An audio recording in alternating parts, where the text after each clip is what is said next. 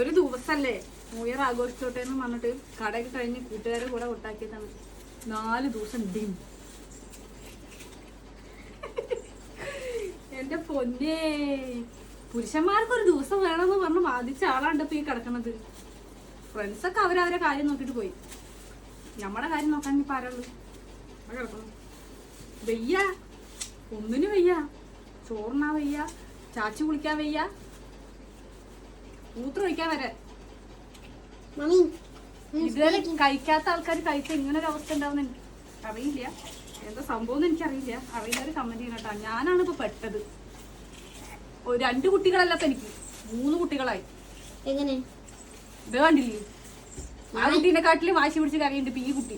ഇങ്ങനെ new year ആഘോഷിച്ചവർ ആരെങ്കിലും ഉണ്ടെങ്കിൽ പറഞ്ഞു കേട്ടോ. ന്യൂ ഇയർ കഴിഞ്ഞിപ്പോ 4-5 ദിവസമായി.